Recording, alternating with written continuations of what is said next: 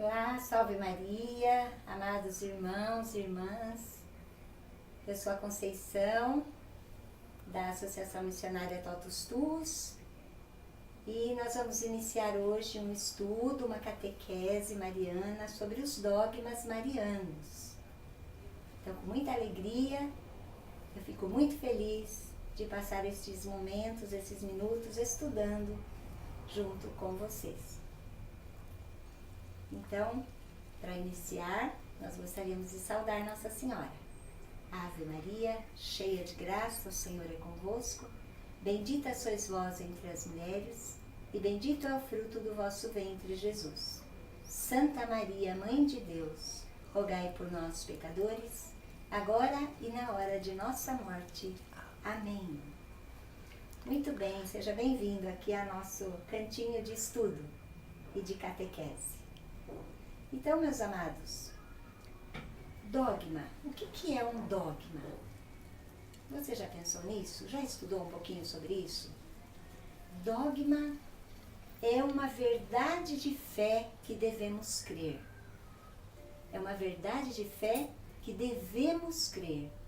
Nós não podemos deixar de crer em algo que a Igreja definiu como dogma.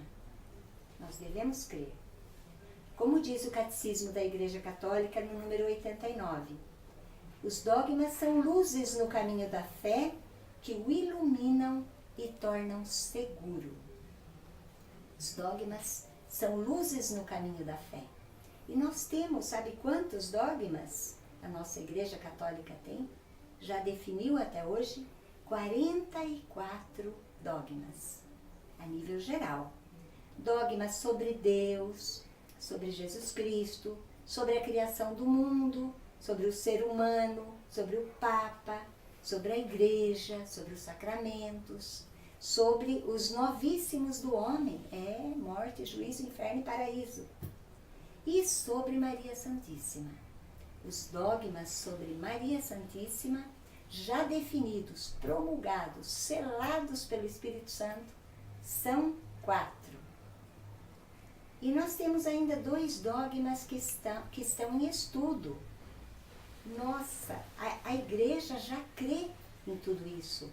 Nós, amantes e apaixonados por Nossa Senhora, já cremos verdadeiramente nessas 2 verdades que ainda não foram definidas como dogma, que é a corredentora e a medianeira de todas as graças. Essas 2 verdades que o povo de Deus, os amantes de Nossa Senhora, já cremos e já ensinamos, porque são verdadeiramente certas essas verdades. Mas a nossa Igreja ainda não definiu como dogma. Com certeza serão os próximos 2 dogmas de Nossa Senhora que virão. Mas os 4 existentes são: o primeiro deles, sabe qual é? A maternidade divina. O segundo, a virgindade perpétua de Nossa Senhora. O terceiro, o dogma da Imaculada Conceição. E o 4, que é o mais próximo de nós agora, o dogma da Assunção de Nossa Senhora aos céus, em corpo e alma. Então, meus amados, vamos ainda, antes de entrar no primeiro dogma hoje, vamos ainda ver um pouquinho. O que a Igreja vê para definir um dogma? Quais são os fundamentos de um dogma? Todos esses 44 dogmas que existem em nossa Igreja têm seu fundamento na Sagrada Escritura e na tradição da Igreja. Os dogmas têm que estar embasados na Bíblia e na tradição da Igreja. A Igreja estuda e confirma como dogma aquilo que o povo já crê. Nós vamos ver na história dos dogmas marianos como isso verdadeiramente aconteceu. Por que tudo isso, meus amados? Por que nossa Igreja teve que definir alguns dogmas?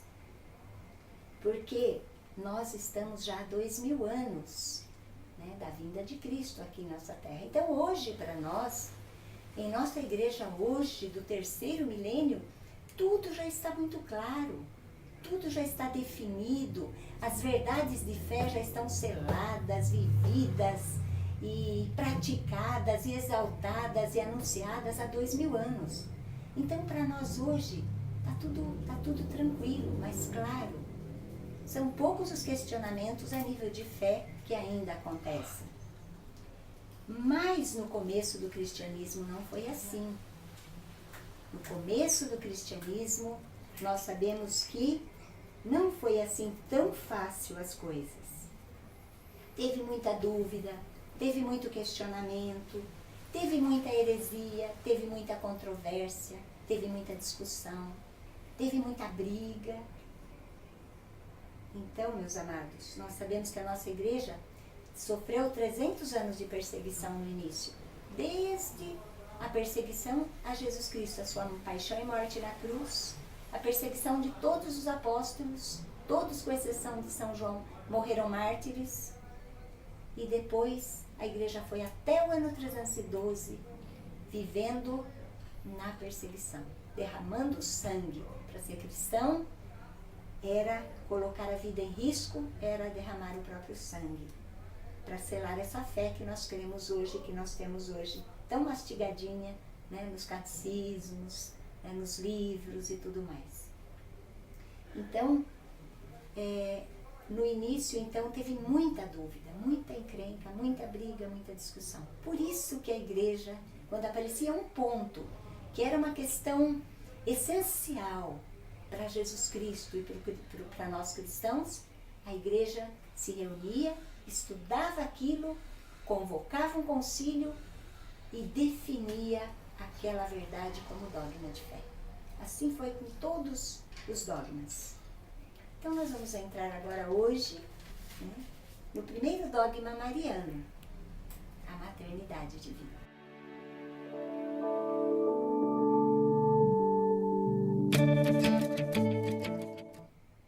Vamos lá, meus amados? Vamos estudar um pouquinho e conhecer um pouquinho melhor hoje o primeiro dogma mariano definido pela igreja, o dogma da maternidade divina. Como foi importante e como é importante isso na igreja? Sabe quando é a festa de Maria, Mãe de Deus, que exalta a maternidade divina de Nossa Senhora? Dia 1º de janeiro. Todos os anos, dia 1º de janeiro, a igreja celebra esse dogma, essa festa da maternidade divina de Nossa Senhora. Então, bom, dizer que Maria é Mãe de Deus, em latim, Mater Dei, em grego, Theotokos. Nós vamos ver a importância dessas palavras na nossa fé e na nossa vida. Iniciando, os 3 primeiros séculos da nossa igreja, nós tivemos assim alguns homens importantes, alguns santos importantes, que foram dizendo que Maria era Mãe de Deus, que foram colocando esse questionamento, essa verdade na fé do povo. Tivemos no ano 107, Santo Inácio. Tivemos em 254, Orígenes. Tivemos em 330, Santo Atanásio. Tivemos no ano 400, São João Crisóstomo. Foram esses homens que começaram a fazer o embasamento teológico deste dogma mariano tão importante. A gente pode ver que lá no século II já existia cristãos que rezavam assim: debaixo de vossa proteção nos refugiamos, Santa Mãe de Deus. Olha só, cristãos já chamavam Maria de Mãe de Deus. Mas isso foi uma controvérsia que durou bastante tempo. Por que essa controvérsia histórica? Quem eram as pessoas que provocavam essa controvérsia histórica? Chegamos a um ponto da discussão teológica sobre a maternidade divina entre 2 homens. Nestório, de um lado, o patriarca de Constantinopla, e do outro lado, o patriarca de Alexandria, São Cirilo. esses dois homens, Nestório dizia que Maria era mãe só do Cristo homem. E São Cirilo, do outro lado, lutava com todas as forças e com toda a alma dizia que Maria era mãe do Cristo total. Vejam que esse dogma da maternidade divina, ele envolve uma questão de fé da pessoa de Jesus. Meus amados, será que nós temos isso claro? A fé que nós professamos todo domingo no nosso creio?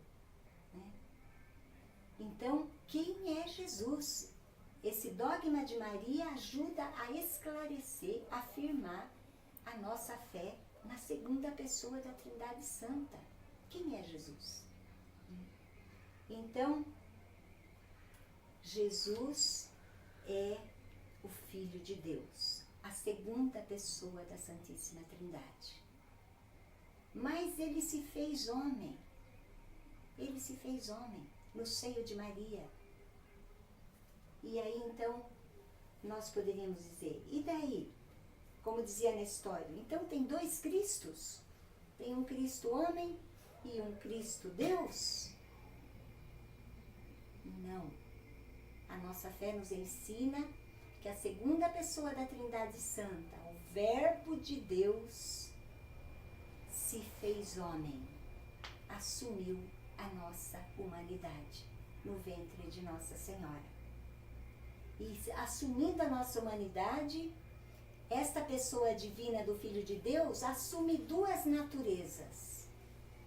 A natureza divina que ele já tinha, junto do Pai e do Espírito Santo, e a natureza humana que é a nossa.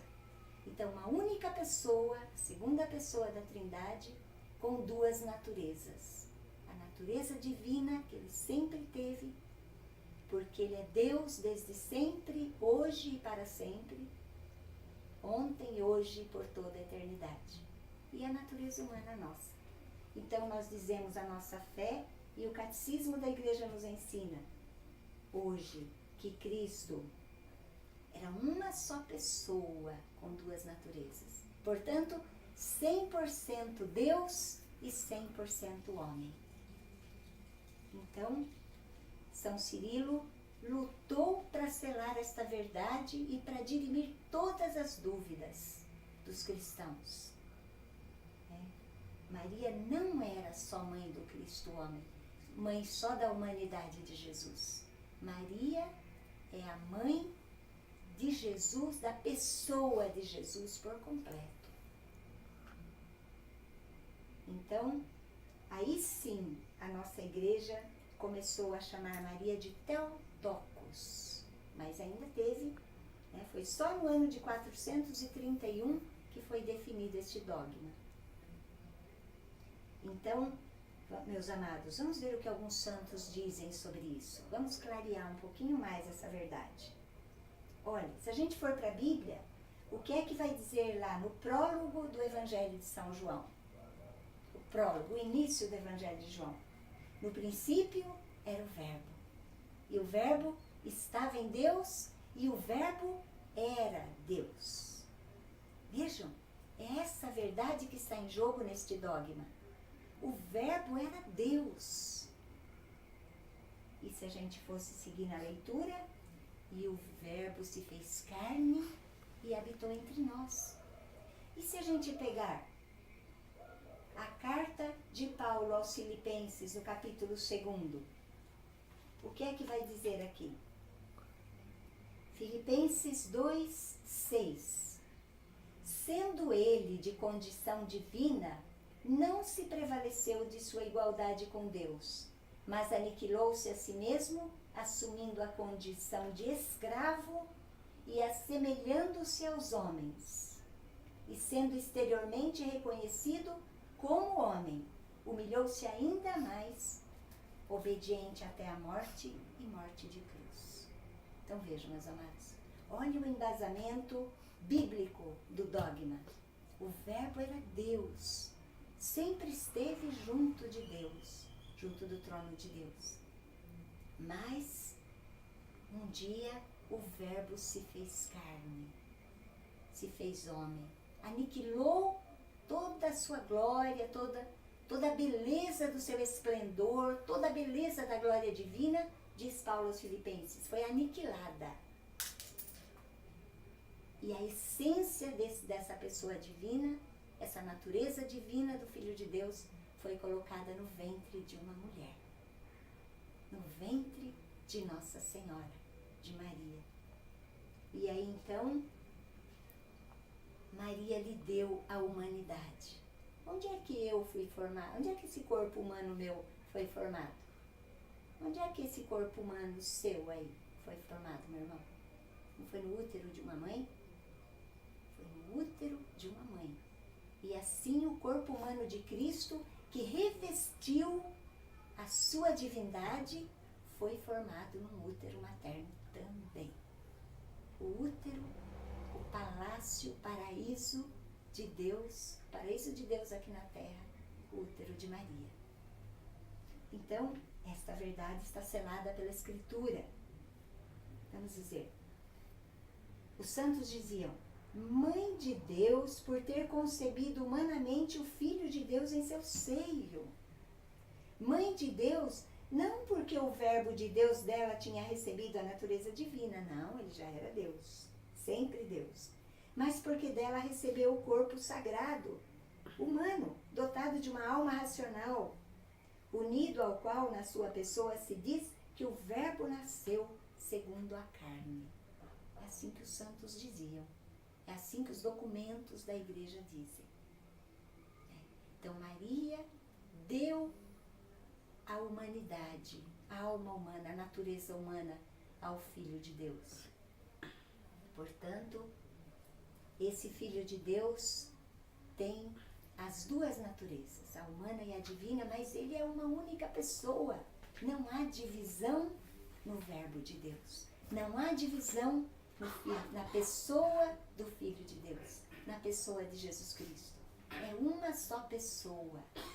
Portanto, como vai dizer lá no Tratado da Verdadeira Devoção, se Deus quis fazer dessa forma, se Deus quis usar desse jeito, se Deus quis que as coisas acontecessem dessa forma, é porque aconteceram verdadeiramente dessa forma e seguirão para sempre. Não tem mais como mudar essa verdade e essa realidade.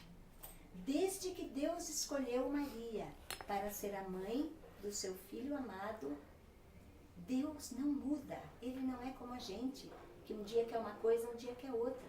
Que um dia quer fazer as coisas de um jeito, um dia quer fazer de outro jeito. Não. Deus realizou a sua maior obra começando por Maria. E São Luís Maria Grignão vai dizer, as maiores obras de Deus, que se referem a nós, a redenção da humanidade, começaram por Maria e vão terminar também por Maria.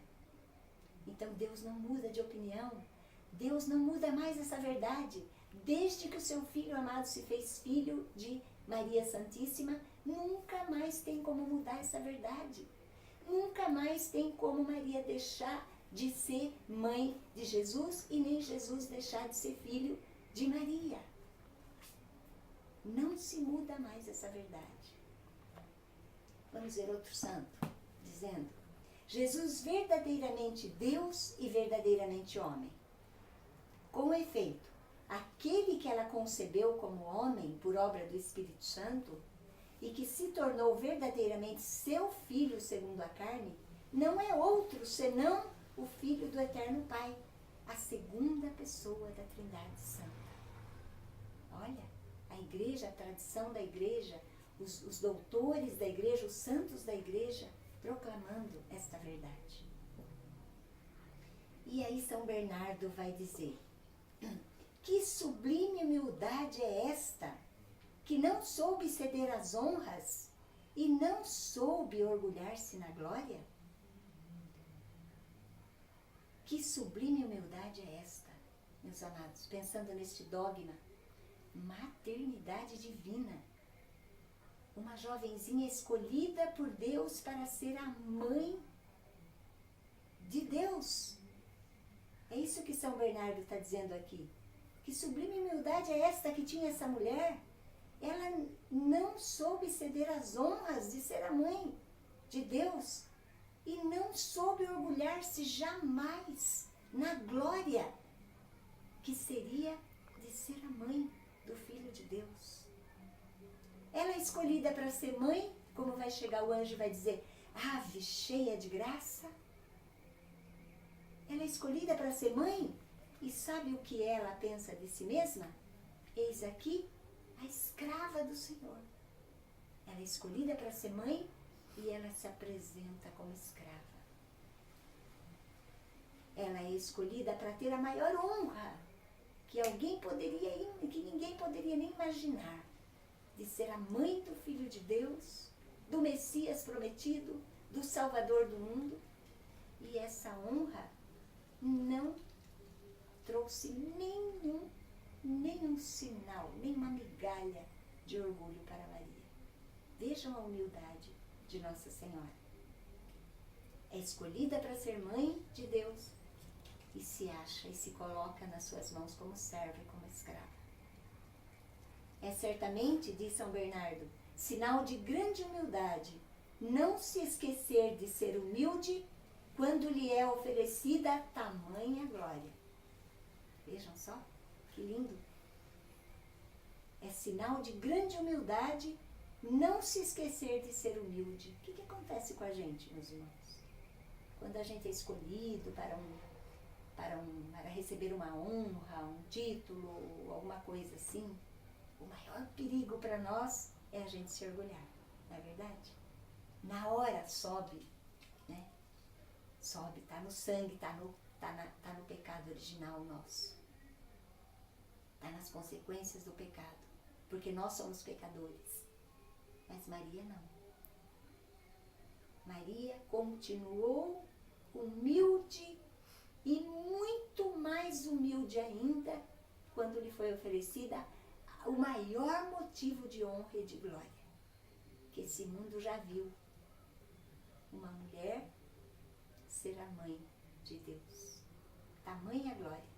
Por isso que no livro As Glórias de Maria, Santo Afonso de Ligório vai dizer que ninguém nesse mundo foi mais a fundo no mistério da humildade, na virtude da humildade. Ninguém, ele afirma, e eu creio nessa verdade. Ninguém nesse mundo foi mais humilde do que Maria. Por isso, olha a consequência, por isso, Santo Afonso vai dizer, ninguém nesse mundo, nem no céu, estará acima dela, na glória. Porque Deus exalta os humildes. E porque Maria foi a mais humilde de todas as criaturas deste mundo, Deus a elevou a uma glória tal na eternidade, que ninguém é maior do que ela no céu, abaixo de Deus. Nem os anjos, nem todos os santos, nem todas as milícias celestes, todas estão sob as ordens da soberana augusta Rainha do Céu. Mas isso não lhe é motivo de glória, de orgulho. Vejam só, depois de toda essa discussão, né, sobre a natureza de Cristo, então a Igreja, em 22 de junho de 431, do ano 431 depois de Cristo, a Igreja vai convocar um concílio, depois de toda a briga, de toda a encrenca do Nestório e do São Cirilo, das discussões em praça pública, nas igrejas, nas casas, em todos os meios. Então a Igreja vai reunir o concílio de Éfeso e vai decidir que seja excomungado quem não professa que o Emanuel é verdadeiramente Deus e, portanto, que a Virgem é verdadeiramente mãe de Deus, Theotokos, pois deu à luz segundo a carne aquele que é o Verbo de Deus. Glória a Deus. Então, nosso próximo encontro, quando nós vamos estudar um pouquinho o segundo dogma mariano, a virgindade perpétua de Nossa Senhora. Salve Maria.